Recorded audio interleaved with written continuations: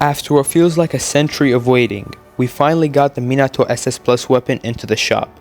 So today we're going to be doing a full detailed review over everything you need to know about this weapon. And without wasting any more time, let's hop right into the video. So first we're going to be going over light attacks and is square for PlayStation and X for Xbox. For the light attack, the character throws a kunai, teleports to it and does a slide kick. For the double light attack, the character does a spinning back heel kick and then proceeds to do a side kick in the air. For the triple light attack, the character throws a kunai, stunning the opponent and then proceeding to do a spinning hook kick. For the quadruple light attack, the character finishes off the combo with a Rasengan. For the aerial light, the character just slashes the opponent from right to left with the kunai. For the double aerial light, the character just adds a twin wheel kick to the original slash. For the triple aerial light, the character throws a kunai, stunning the opponent for a pretty good amount of time. For the quadruple aerial light, the character hits the stunned opponent with a Rasengan.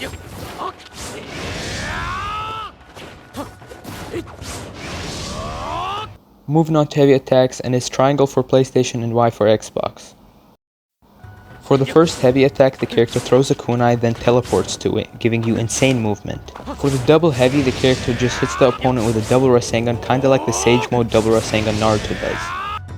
For the aerial heavy, the character just does the same thing, throwing a kunai and teleporting to it. For the double aerial heavy, the character just hits the opponent with a double Rasengan. Moving on to combo attacks, where you mainly want to use your light and heavy combos. For the light plus heavy, the character teleports behind an opponent, does a flash slice, and then comes back to his original place.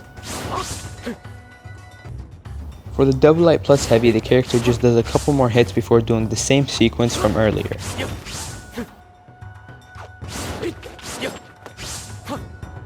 For the triple light plus heavy, the character teleports into the air and then smashes the opponent down with another flash slice. Now doing this in a real game takes some skill, but it's so worth it, it just looks amazing. For the aerial light plus heavy, the character just does the same thing from earlier but simply does it in the air. And if you were wondering, yes, this does give the character or the opponent the bounce effect, so you can continue your combo from there. Moving on to the double aerial light plus heavy, the character just does the same thing but adds a couple more kicks. For the triple aerial light, the character does the same normal stuff, but instead of hitting them with one Rasengan, he does a double Rasengan. Moving on to the charge attack, and it can only be done if the opponent has a scarlet red circle around them. For the charge attack, the character launches at the opponent, hitting them with a side kick. It's nothing special, but it's still pretty effective.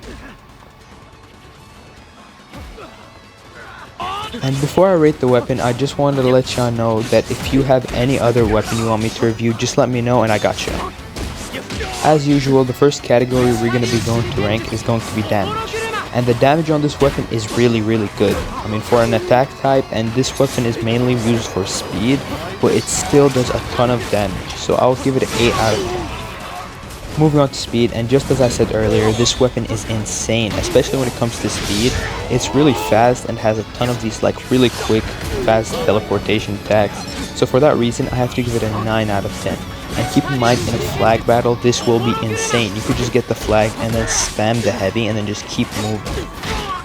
Moving on to range, and to put it simply, this weapon has range, and it's pretty good range considering it's an attack type. I mean, you could teleport to your opponent instantly and beat the hell out of them. So for that reason, I have to give it an 8 out of 10 in terms of range. Moving on to combos, and to put it simply, the combos on this thing are insane. They're so unique and there's nothing like we've seen before. And the combos feel so refreshing. Like, I feel like I'm actually Minato more than if I'd used the actual VR Master. So this is very good, so I have to give it a 9 out of 10 in terms of combos. Moving on to reliability, and think of it this way. If you're playing a flag battle or a base battle, or simply a map where you need to reach an objective really fast, this weapon is perfect. You could get there in no time simply by spamming the heavy. It's pretty good, and if you're getting jumped, you could just dip out of there really fast. Or if your teammate is getting jumped, you could just reach him real fast and give him a hand. This weapon overall is really reliable. So for that reason, I have to give it an 8 out of 10. Last but not least is user friendly, and I'm gonna be blunt, if you're not good at this game, this weapon is not gonna be good either.